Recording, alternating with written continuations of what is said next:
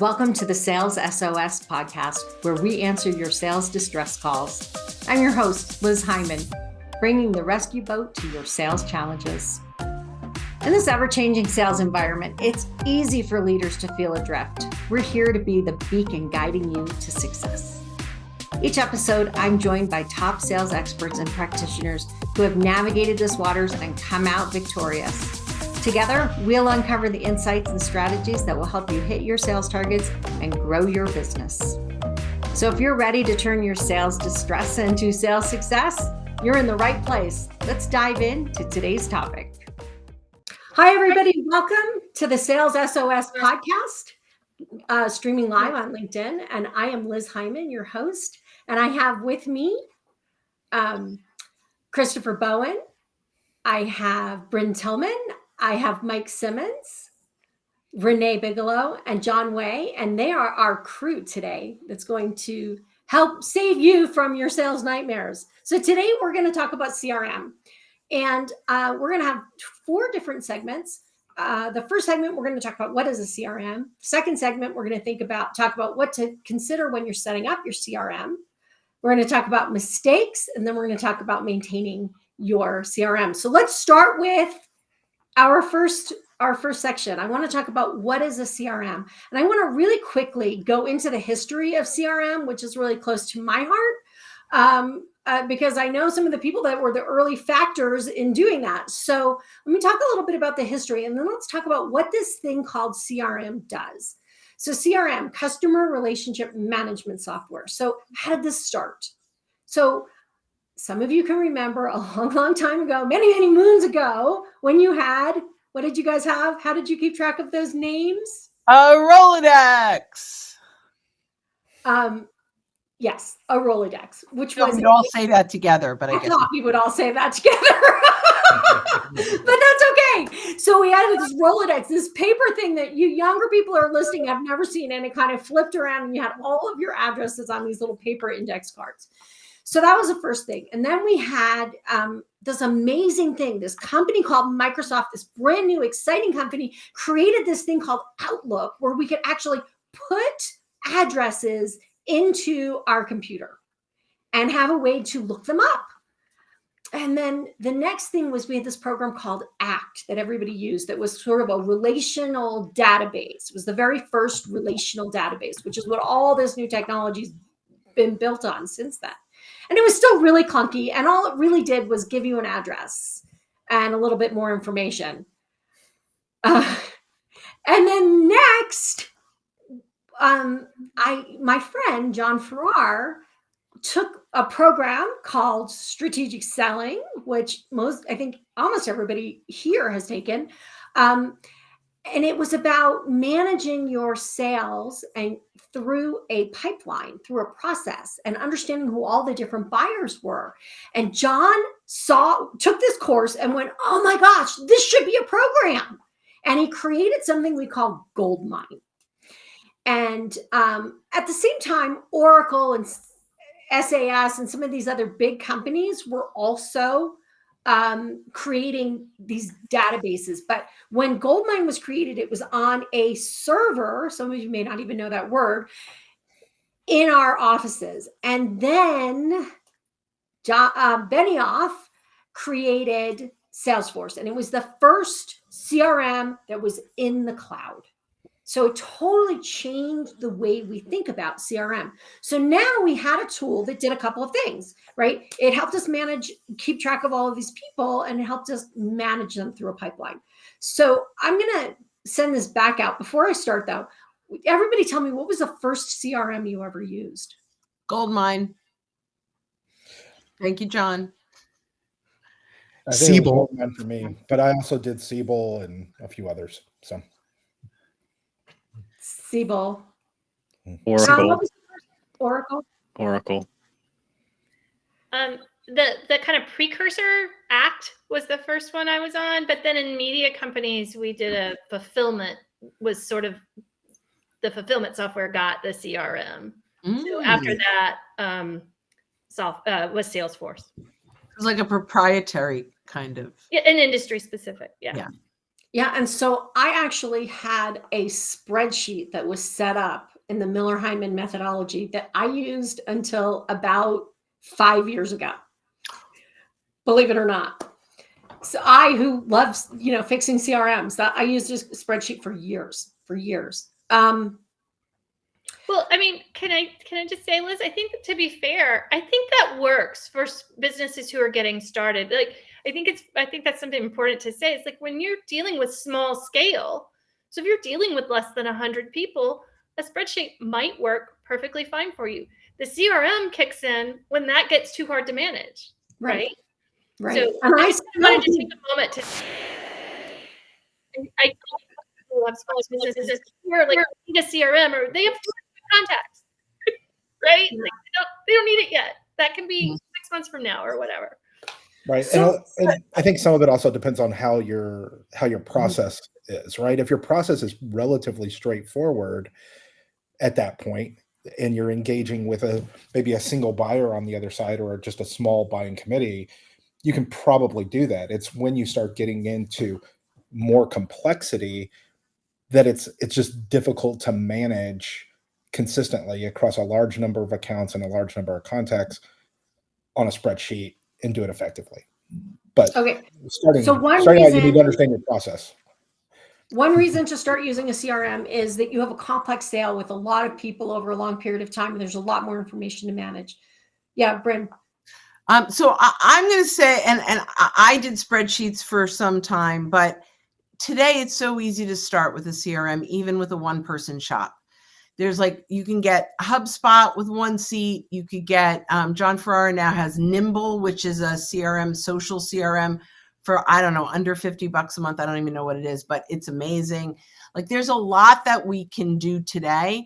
And I'm going to say that from a spreadsheet perspective, I couldn't categorize things well, and I couldn't find things well. And if someone switched a job, it was just kind of a nightmare. I was doing the command find, right? For everything. And so, when I switched over to a very easy to use spreadsheet, from spreadsheet to CRM, it's kind of life changing.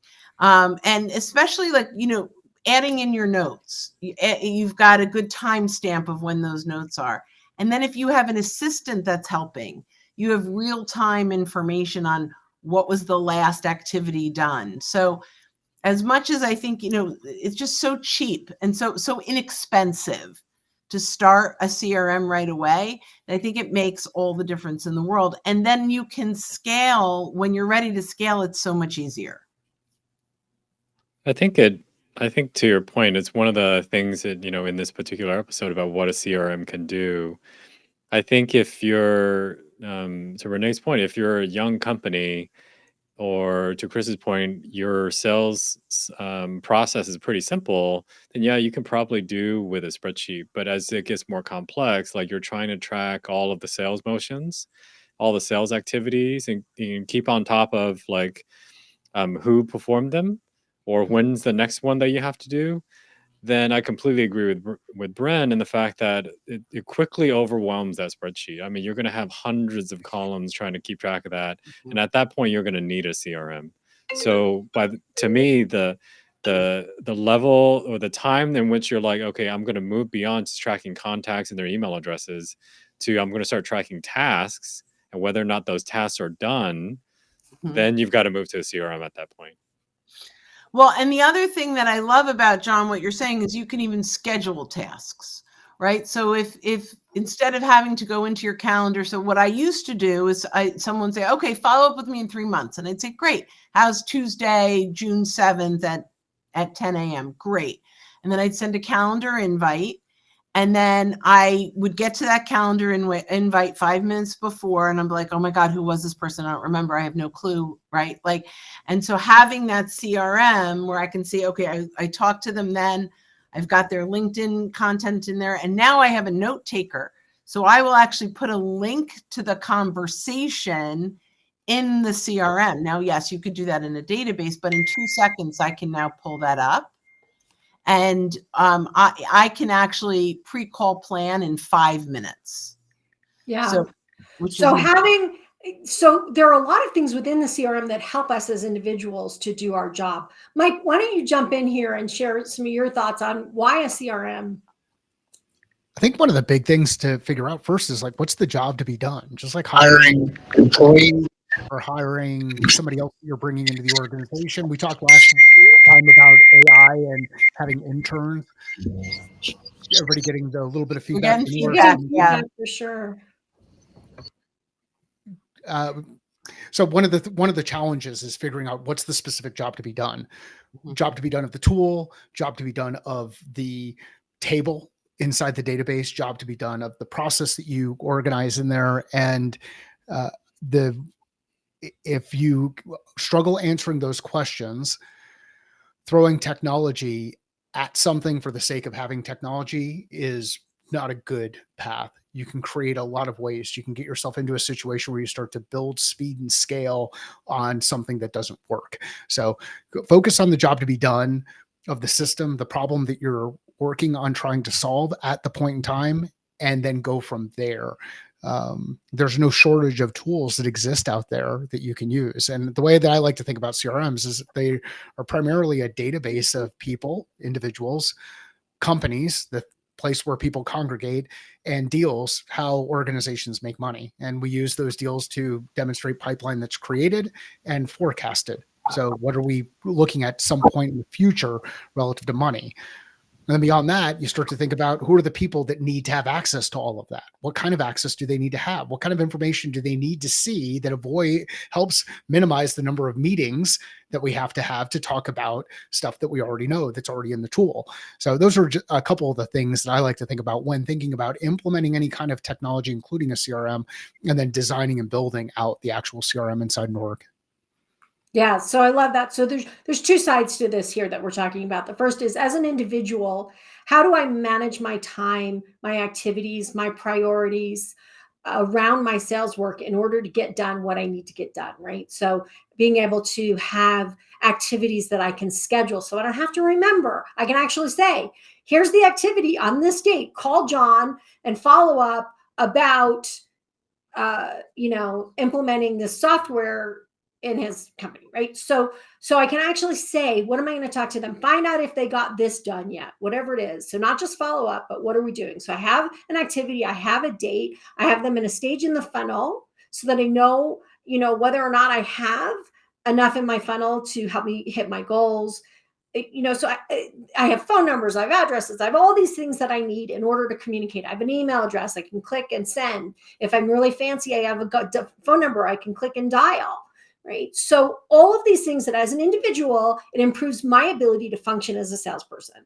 So now then there's the other side of it that Mike was talking about. And that is, as a manager of a lot of people or as the owner of a company, I now have the ability to forecast, to understand where there are holes in the funnel, in the pipeline that are going to mean that I am not going to hit my numbers. It enables me to predict how much I should be developing or how much production I need to support sales, how many employees I'm going to need or need to get rid of, right? Where I need to add resources to the company. I can look at which salespeople are doing well and which ones aren't. There's all this information that I can gather. So it does two things. And one of the problems comes, and we're going to talk about this a little bit, is when we forget what our purpose is, right? What's the purpose for doing this? And I am like a huge fan of the CRMs done right. And more often than not, I see CRMs done wrong. So we're going to talk about that in a second. What else did I miss? Like, why else have a CRM? What else should it be doing for you? Yeah, Renee, go ahead. I'll add in, and as usual, I will also say, from the perspective of the customer, maybe, because that's the piece I think we haven't included.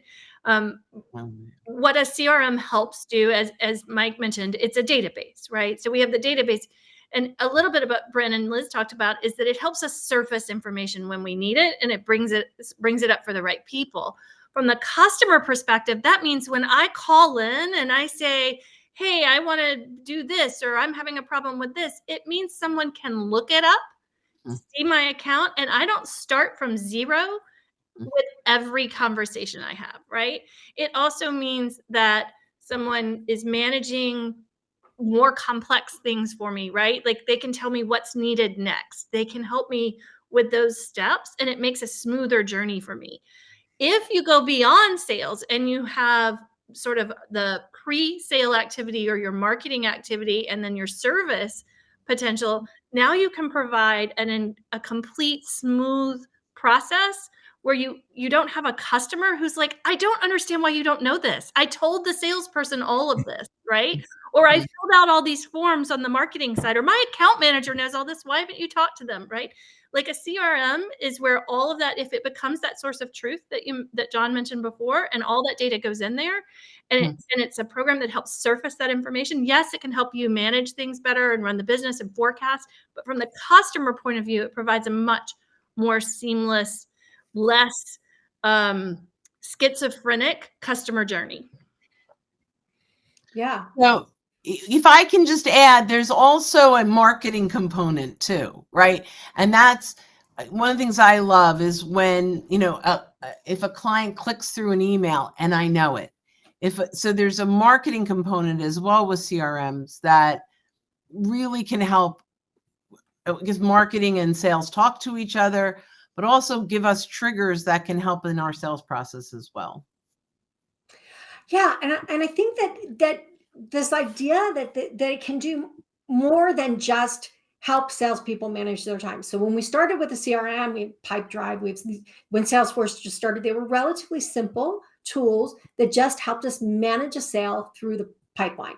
We add a marketing component to one side. Now, not only can we manage it through the sales engagement, we can manage it from marketing to close. We now can really, truly track lead source if we do it right, and really know where we're spending money that's effective and where it's not. We can figure out better what leads are qualified. We can do all these things with it.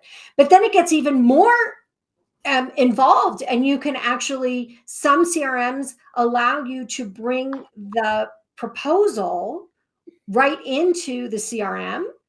You can actually send it from the CRM. You can mark it paid from the CRM, right? So now you're bringing in these other tools that now enable that salesperson to see the bigger picture, help our client better, but it also helps leadership see the whole picture better. Mike, it looks like you were going to say something. What are you thinking? I think and this is probably going to come up in the challenges discussion, but there's so much it can do. Should it? Right. Like, this is a really good question. And I know that'll come up a little bit later. So that's what's going on in my brain. Yeah, no, it's a really good question. So, but the bottom line is this CRM can do a lot of things, right? And you can tie other tools to it, right? So I can tie my QuickBooks to it. I can tie my dialer to it. I can tie my scheduling tool to it. Right? So as you begin to build this out, then you get to the part that Mike's talking about is now all of a sudden, does it do too much? As a salesperson, am I so overwhelmed by all of the different things?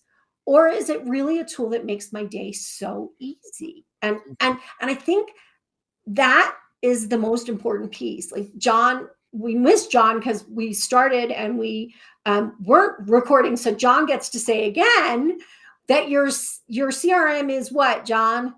It's your single source of truth for everything related to the customer.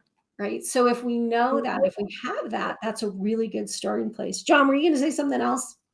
No, I think you summed it up really nicely. And I really like the thought process and the strategic thinking about at what point is it too much? I think that's one of the things that I think people make CRMs the panacea, the utopia tool, the one tool that rules them all. They just want to throw everything in there. But I really like the strategic thinking of like, at what point is it too much? Yeah, and we're going to get to that in just a couple more minutes. The one more thought that I have about the CRM is, if you want your salespeople to use the CRM, it has to be so easy to use that they want to be using it. The moment you put other people's needs ahead of sales, your salespeople will stop using it. And that is because they're the ones that are not in front of their CRM. They're the ones that are in other tools all day. They're the ones that are running around. And so the more you make it difficult for your salespeople to use it, the less they will use it and the less valuable of a tool it will be. So Well, and you have to understand when and how they're going to use it. I mean, I realize that coming out of the pandemic, certainly travel budgets aren't what they used to be, but it doesn't mean that they're always going to stay that way. And if you're somebody that's on the road and you're doing this from a phone or from a tablet, that's a very different experience than if I'm in my home office where I've got multiple monitors set up and I can work super easily and see everything I need to. If I'm now on a much smaller screen and you're asking me to fill out a field that has 200 entries in it, okay, guess what sort of adherence you're going to get for that, right? So my one request, if there are any CRM makers out there listening to this, you got to let them do talk to text. Salespeople have to be able to, on their phone, say, move this from this stage to this stage, change the price from this to this, add this many widgets, right? At some point, we have to understand that's what salespeople need.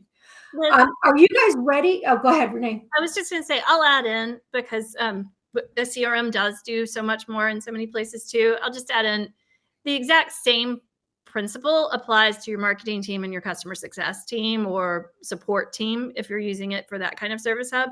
It really, that what John and Mike were saying about strategic thought and what you're trying to do is figure out what information to surface to which person using it, right? And that makes it easier to do their job. And then the leadership team or the analyst team can pull back out whatever they want, but you can't get what you need if you don't make it easy to get things in. And you don't help people with the tool if you don't make it easy to surface. So whatever team is using it, right? You have to make it easy to get it in and easy to surface what they need to do.